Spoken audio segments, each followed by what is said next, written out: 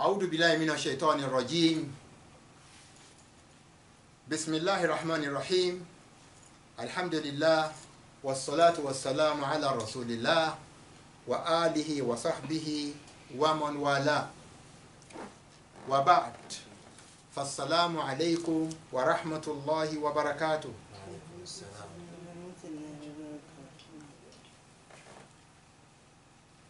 Almighty Allah has informed us in the Quran Kareem, وَكُلُّ شَيْءٍ إِنْدَهُ بِمِقْدَارٍ, that there is measure for everything. That is why programs these days are not being commenced at the exact time that we want it. But we thank Almighty Allah for still making it possible for the network to assist us at this time around. My Muslim brothers and sisters, we are here again on our Tafsir mission in the month of Ramadan. We are going for the explanation of the same chapter, Surah Al-Imraan, Quran chapter 3. We will be starting from verse 120 now. أعوذ بالله من الشيطان الرجيم. يا أيها الذين آمنوا لا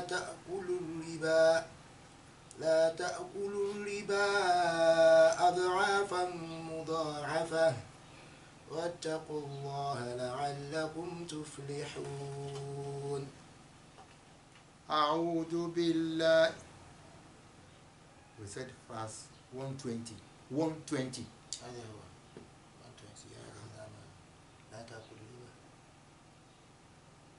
Surah Al-Imraan 120. إن تمسسكم حسنة. أعوذ بالله من الشيطان الرجيم. إن تمسسكم حسنة تسؤهم وإن تصبكم سيئة يفرحوا بها وإن تصبروا وتتقوا لا يضركم كيدهم شيئا إن الله بما يعملون محيط. أعوذ بالله من الشيطان الرجيم.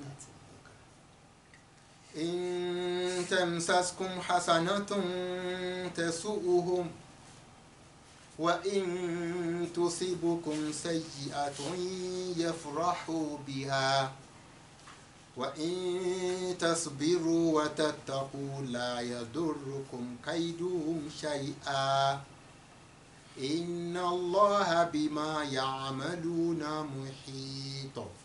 The English translation of the meaning. إن تمسسكم حسنة. إن تمسسكم حسنة تسؤهم. إن تمسسكم حسنة تسؤهم. In the former explanation which we made for verse 119, Almighty Allah cautioned the Muslims against excess love for the non-Muslims, just as in verse 118 before then he warned them against taking non-Muslims as their confidants. Now, in this verse 120, Almighty Allah says, إن تمسسكم حسنة تسؤهم. This verse is about the wickedness of the hypocrites amid Muslims, because hypocrites are insiders.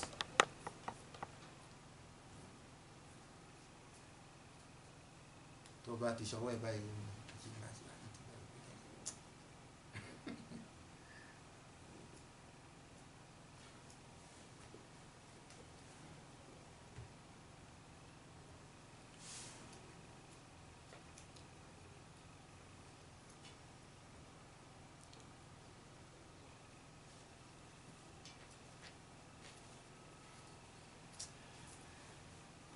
This network is not good. We may forfeit the life.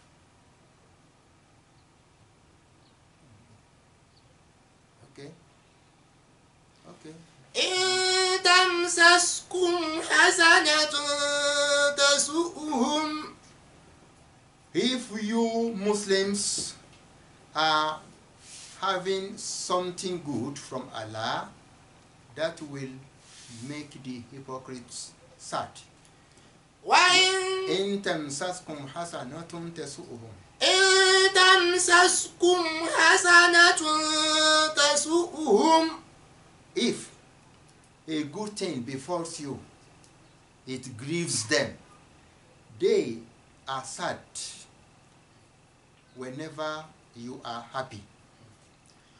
وإن تصبكم سيئة يفرحوا بها. And on the adverse, if an evil overtakes you, it is then that they will be happy. In tamsaskum hasanatun tasu'ukum. Whenever something good happens to you, whenever something good makes you happy, those people are distressed. They are grieved because they feel embarrassed with all the plots that they are making. Their plots have not yielded the exact result that they were expecting. That is the reason that whenever they find that you are happy, they are very sad, because they never wish you well. On the contrary, whenever you are having a misfortune, whenever a misfortune, an evil, a harm strikes you, يفرحوا بها. they will rejoice at that, because that is what makes them happy. They want you to always be happy, be having much calamities. As Almighty Allah already told you in verse 118, that what do ma'anitum? They always hope for what will put you into distress, what will make life hard for you. They always wish you hardship in your life, difficulties, problems upon problems. They are not your well-wishers. وإن تصبروا وتتقوا. وَإِن تَصْبِرُوا وَتَتَّقُوا. وَإِن تَصْبِرُوا وَتَتَّقُوا. If you Muslims could be patient and constant at bearing whatever situation you find yourselves, وَتَتَّقُوا, and also remain pious, focus on doing the right thing, mindful of your duty towards Allah, لا يضركم كيدهم شيئا. their plot, their conspiracy will never affect you. Their cunning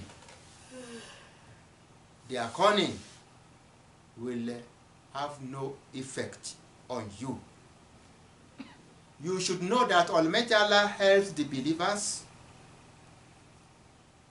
based on their uprightness, not when they behave the way the non-believers also behave. It is when Muslims are doing well and are behaving well, as Almighty Allah designed it for them, that the help from above shall come to them. But if they behave the way non-Muslims are behaving, two wrongs can never make the right. It means that they and those non-Muslims are the same. So how come can they be victorious? So that is why Allah says that وَإِن تَصْبِرُوا وَتَتَّقُوا وَإِن تَصْبِرُوا وَتَتَّقُوا لا يَضُرُّكُمْ كَيْدُهُمْ شَيْئًا. If you are patient and remain pious, God-fearing, all their conspiracies will not affect you. They will not be able to affect you at all with all their plots. Enemies of Islam are just allies of Satan. And what Almighty Allah told you in Surah An-Nisa, Quran chapter 4, in verse 76 of it is Inna kayda shaitani kana da'ifa, is that the plot of Satan will remain feeble. The trick and the strategy of Satan will always be weak, because they can never overpower their creator. Allah is the creator, and He is Al-Qawiyyul-Aziz. He is the omnipotent, the one whose power passes all other powers. That is why He now says, Inna Allah bima ya'maluna muhit. Surely Allah compasses around what they do. Almighty Allah is having that knowledge that encompasses whatever they do. He is the one that created them. Before He created them, He already knew what would occur. He had predetermined everything, but would not force them to do it. Allah already wrote down that those people would plot. But if you Muslims, if you do not bother yourselves about them, if you are focused, if you concentrate on being true believers, pious, God-fearing, by the special grace of Allah, the strategy of Satan, which He has designed for His allies, shall never affect you. You will never be affected by the tricks of those hypocrites. In their own explanation, the writers of Tafsir have this to tell us about verse 120. They say here, وَمِنْ عَدَاوَةِ هَؤُلَاءِ أَنَّكُمْ أَيُّهَا الْمُؤْمِنُونَ إِنْ نَزَلَ بِكُمْ أَمْرٌ حَسَنٌ مِنْ نَصْرٍ وَغَنِيمَةٍ ظَهَرَتْ عَلَيْهِمُ الْكَآبَةُ وَالْحُزْنُ. One of the ways by which the hypocrites display their hatred for you, their enmity for you,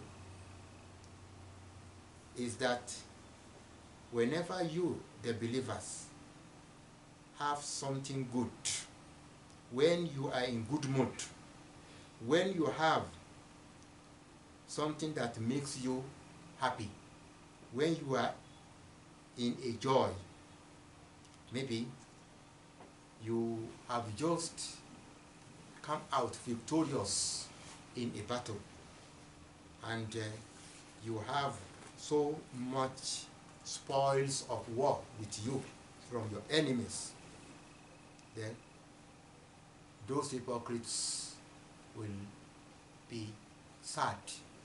They will be drawing their heads like this because they are sad. It is when the person is sad that he will draw his head.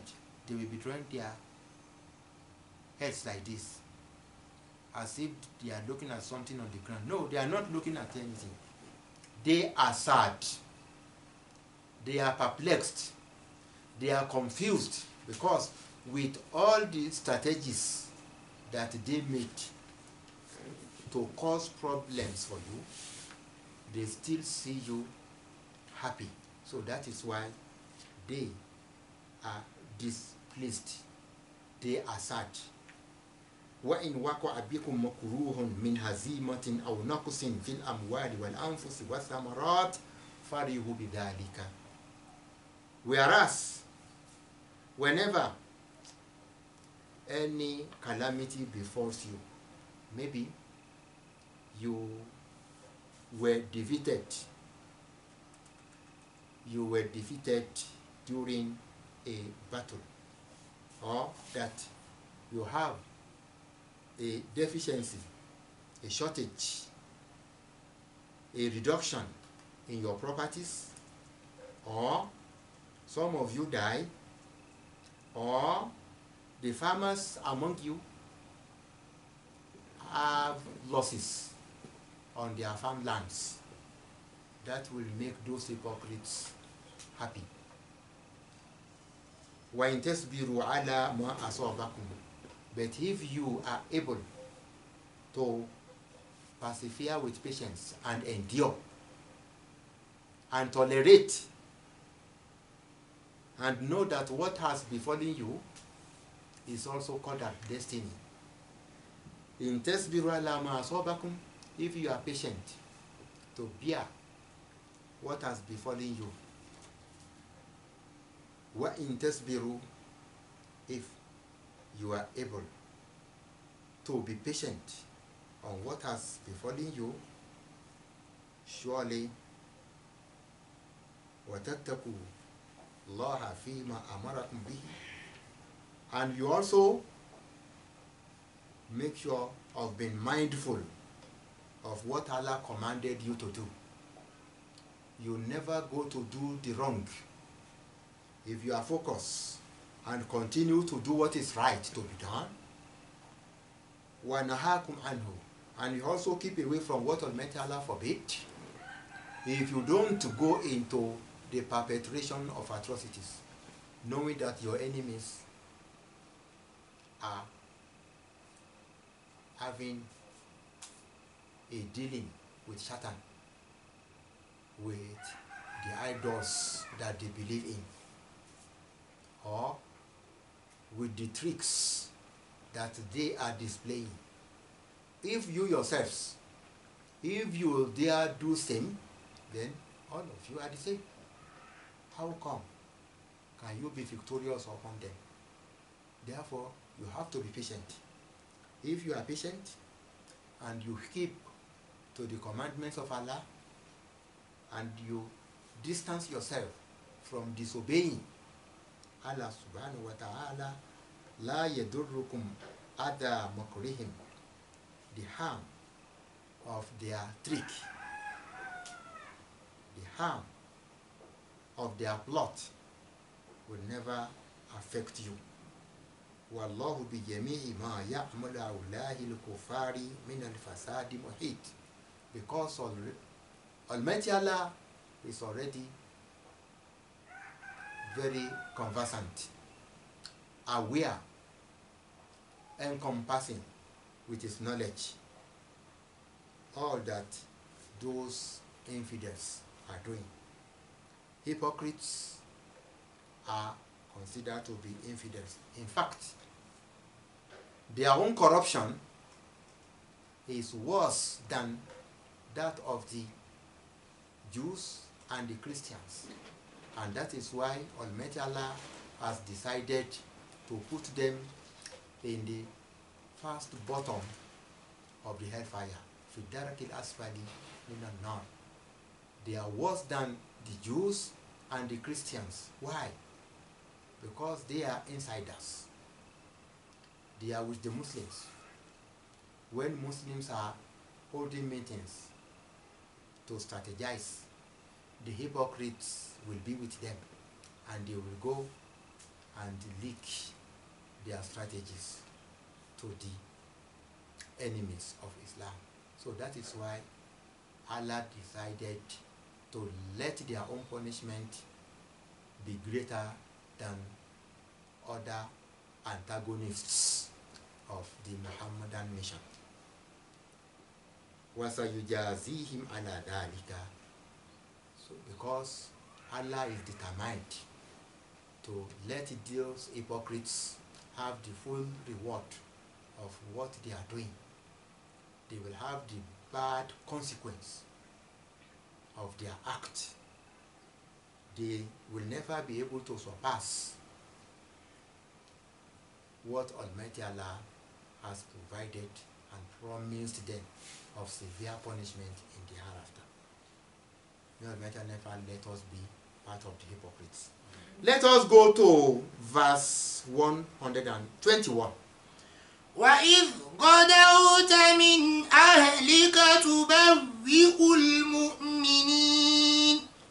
تُبَوِّئُ الْمُؤْمِنِينَ مَقَاعِدَ لِلْقِتَالِ وَاللَّهُ سَمِيعٌ عَلِيمٌ. أعوذ بالله من الشيطان الرجيم. وَإِذْ غَدَوْتَ مِنْ أَهْلِكَ تُبَوِّئُ الْمُؤْمِنِينَ مَقَاعِدَ لِلْقِتَالِ وَاللَّهُ سَمِيعٌ عَلِيمٌ. The English translation of the name. وَإِذْ غَدَوْتَ مِنْ أَهْلِكَ.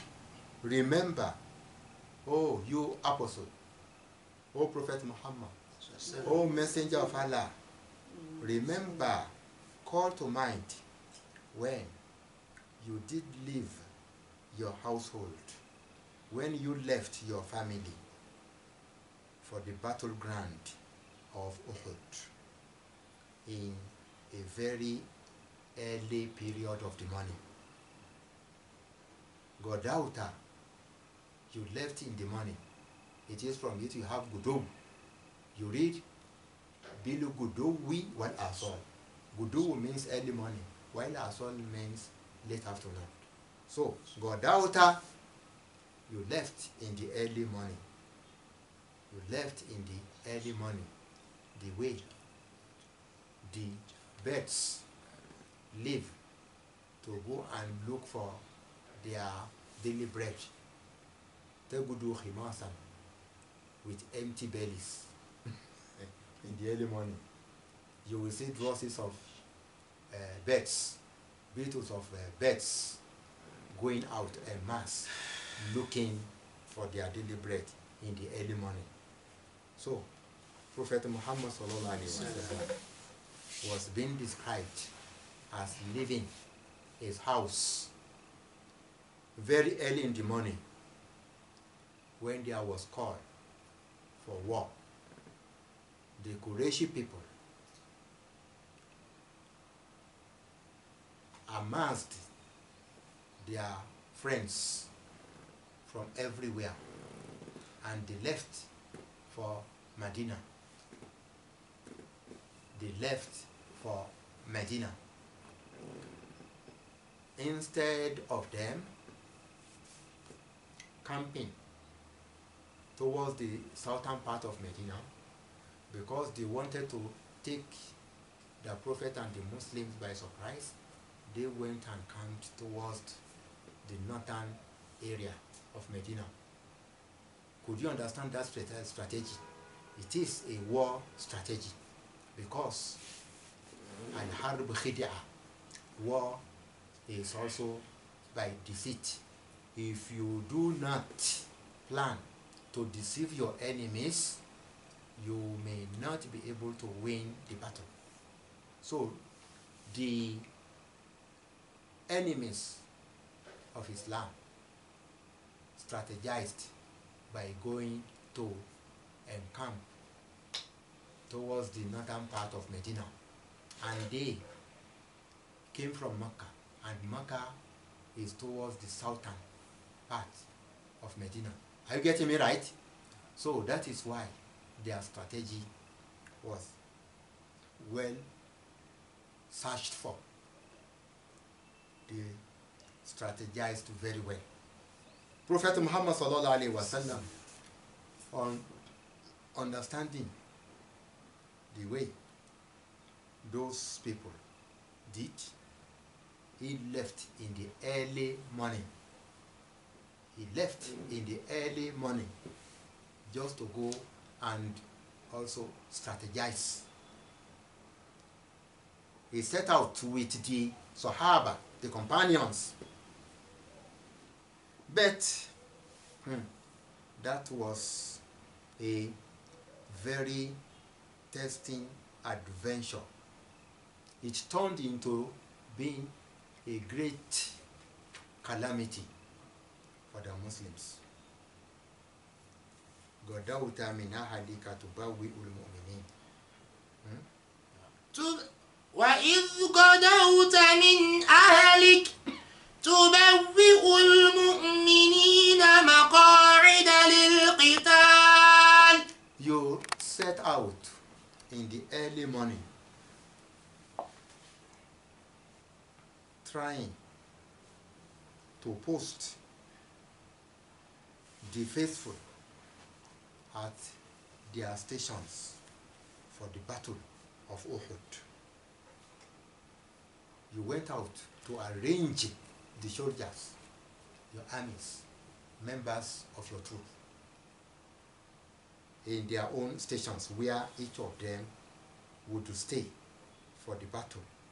Maqa'ida lil-qital, stations for the battle. Wallahu sami'un alim. And Allah is all hearing, all knowing. That is the battle of Uhud. Almighty Allah is telling us about that battle that turned into being very, very testing for the Prophet and the Muslims, because the pagans wanted to retaliate for their defeat at the Battle of Badr. You know, Allah informed us, فَرِيقًا تَقْتُلُونَ وَتَأْسِرُونَ فَرِيقًا. The Sahaba killed a lot of the enemies in the Battle of Badr, and they also took as prisoners of war a great number of them again. About 70 were taken as prisoners of war. Those prisoners of war included those people who were forced to the battle by the Qurayshi people. Who could remember one of them? Abbas bin Abdul Muttalib, the uncle of the Prophet Al-Abbas. He went out reluctantly with his tribe to go and wage war against his nephew. He was not happy with it, and that was the reason when the Sahaba captured him. And you know, whenever a prisoner of war was taken as captive of war, what they always do is to undress him, to take out his dress. They will undress him. Abbas was undressed, and the leader, the ringleader of the hypocrites, saw Abbas. He said, uncle of Muhammad. No. He should not be up to this. Although what Muhammad is doing is not good for me, because He came to Medina at a time that people wanted to enthrone me as their king. When he came, people dropped that plan, and everybody was now following him. But that notwithstanding, this is his uncle now. You should not do this to his uncle. So Abdullah Buno Abisalur removed his own cloth and used it to dress up Abbas. Allahu Akbar, Allahu Akbar. Which means that there is something good in every bad thing. That was the reason why Prophet Muhammad sallallahu alaihi wasallam compensated him at death. When this ringleader of the hypocrites died, the Prophet sallallahu alaihi wasallam also removed the dress on his body and asked the Sahaba to use it in shrouding him, in shrouding the corpse of that ringleader of the hypocrites. You see? He even wanted to observe Janaza on him, but Al-Khattab was dragging him. He said, why? How will you observe Janaza on an hypocrite and the ringleader, not ordinary hypocrite, ringleader, the head? Allah. The Prophet said, but Almighty Allah give me choice. He said, whether I ask forgiveness for them several times or not, Allah would not forgive them. But at last, Almighty Allah did not allow Prophet Muhammad to observe Janaza on the corpse of that ringleader of the hypocrites, so that that one could serve as deterrent to his accomplices. About the battle of Uhud that we are talking about, because the one we spoke of is battle, how the ringleader of the hypocrites behaved well there. Now, in the battle of Uhud, his behavior was very, very disheartening. Do you know what Abdullah ibn Abi Salul did during the battle of Uhud? He knew that the pagans came to retaliate what occurred to them of defeat during the battle of Badr, where they were disgraced. They were about 100, while the Muslims were just about 300. And then 300 still defeated 1,000. So, instead of the 1,000 men that came for the battle of Badr, the Qurayshi people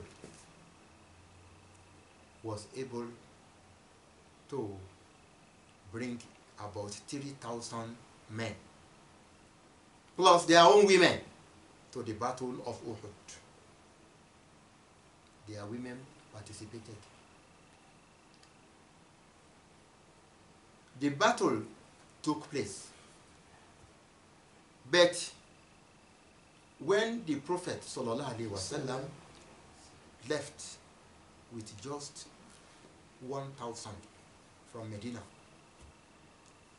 to the battleground, on the way, the ringleader was able to make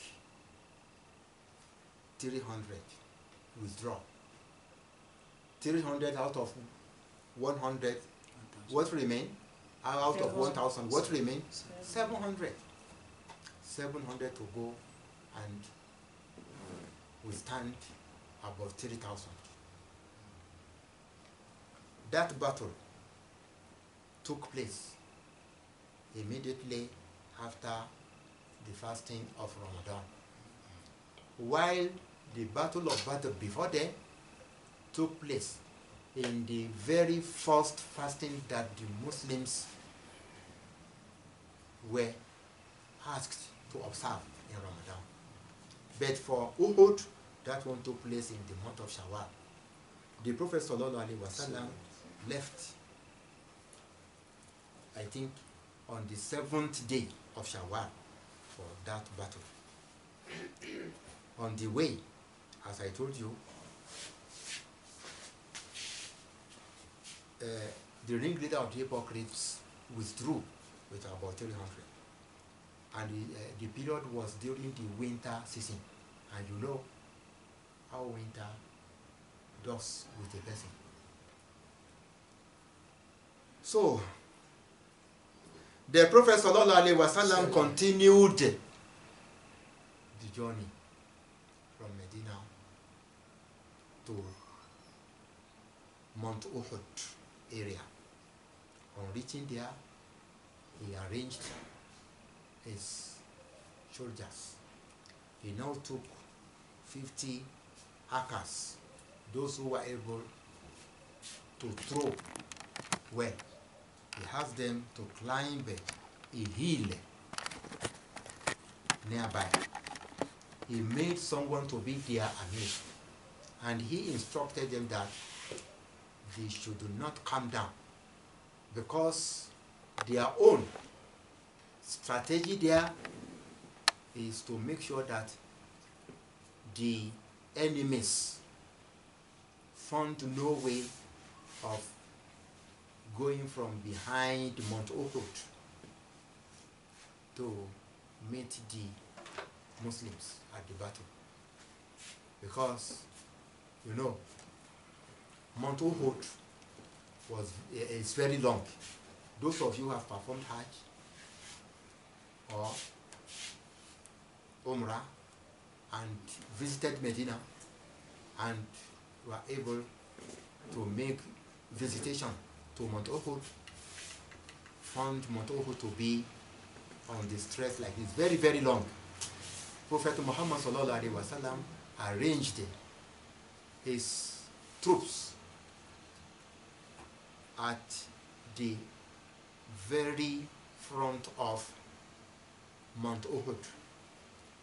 There is a hill nearby. He asked 50 archers, those who were able to throw spears very well.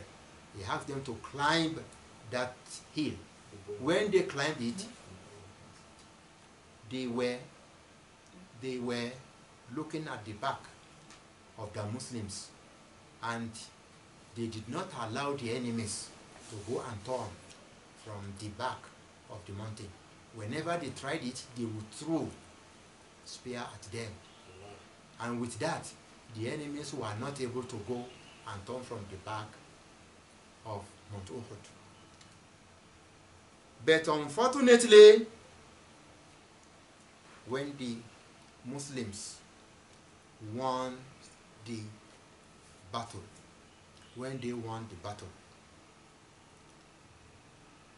some of the people, those 50 people on the hill, disobeyed their Amir. They told their Amir, look, the war is over. The enemies are already fleeing. They are fleeing, running away. Why should we remain here? The Amir told them that no, let us remain there according to the directive of the apostle. But they disobeyed. They went down. The enemies who were fleeing, who were running away, looked back and found that only few number remained on the hill from among those 50 people. That was why the enemies made a U-turn. Nobody to prevent them from turning from the back of Mount Uhud. So they went and turned from the back of the mountain. The rest of them also turned back. They now put the Muslims at the middle. They started killing anyhow. They started killing. That was the time that they even wounded Prophet Muhammad sallallahu alaihi wasallam. When the Prophet was wounded, he tried to climb Mount Uhud. He now dropped into a spot there. He dropped into a hole there. That was how Almighty Allah saved him. By the time that he just climbed the mountain and was on the top there, when the Qurayshi people saw him, they concentrated their weapons on him. But a woman went there and defended Prophet Muhammad sallallahu alaihi wasallam. All the arrows and the spears set at the Prophet, that lady received everything on her own body in defense of Prophet Muhammad sallallahu alaihi wasallam. So the Prophet suddenly fell into that hole on the top of Mount Uhud.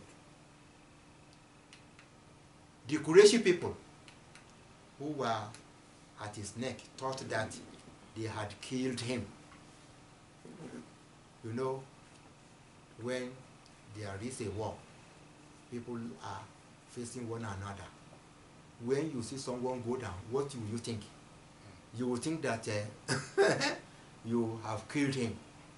So the Qurayshi people thought that they had killed the Prophet. So they announced that, yes, hey, we are victorious. Muhammad has been killed. Because it was during that time that Hamza was killed. A lady from among the Qurayshi troop who came to participate, Hind bint Utbah, came to revenge the killing of her father and her brother in the battle of Uhud, in the battle of Badr. She came to take vengeance. So he had, she had a slave whom she promised to liberate if he could help her kill Hamza, because Hamza was the killer of her father and brother during the battle of Badr. Are you getting me right? So that slave of Hindu was able to kill Hamza. When he killed him, history was telling us, although we don't know how true is that Hindu asked the slave to bias the chest of Hamza and take out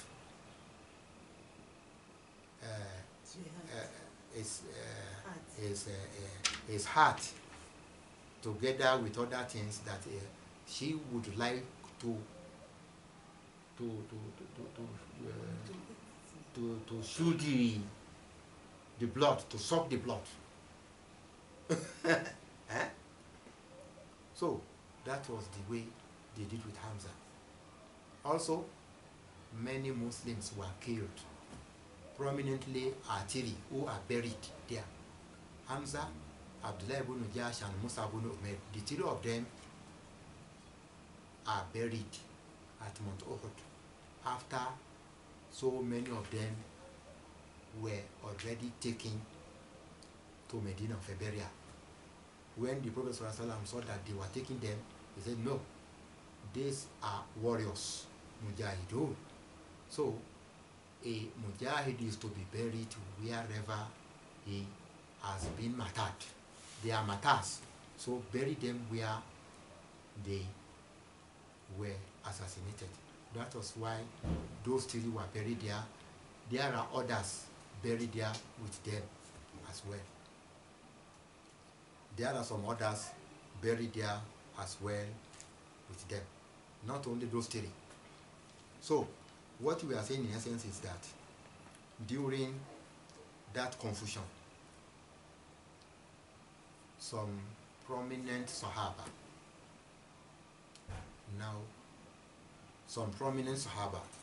go and check what is happening there. Can't you hear? You meet me talk. So, the Prophet sallallahu alaihi wasallam had been announced by the Qurayshi that he was killed, and the Qurayshi people were able to make a massacre. because of the announcement about the death of the Prophet sallallahu alaihi wasallam, some great Sahaba were confused, and because of the confusion, they said to themselves, if the Prophet has been truly killed, as we could not find him anywhere, there's no need for us to continue fighting. Let us follow him and be killed. It was when they relaxed that they eventually knew that the Prophet was still alive. And that was how they continued the battle. And at the end, they were helped by Allah subhanahu wa ta'ala. Almighty Allah put fears in the minds of the enemies, because having first seen those people relax, now fighting them again, they said, these people are not tired. If we continue, they will kill more of us. You know, enemies of Islam are afraid of death, while Muslims do not fear death. There is no time you will not die. If you don't die young, you will die old. If you don't die at war, you will die on your bed. So the Qurayshi people feared, and so they fled away. That was how the battle ended. That was how the battle ended. In gist, you understand here that the reason why the Qurayshi people tried all they could to overcome and overwhelm the Muslims was because of a disobedience on the part of some people selected by the Prophet ﷺ to climb a nearby hill and be defending the back of the Muslim troops. Because of their disobedience, what occurred, and this is a lesson for you Muslims, that you should never disobey your leader. Whenever you have an Amir, and the Amir is asking you to do something right, do not try to disobey. Disobedience always leads to defeat, as we are going to read that one in the next sitting. Remember that because of the confusion which occurred to the Muslims with the announcement by the Qurayshi that they had killed the Prophet sallallahu alaihi wasallam, Almighty Allah still reminded the Muslims.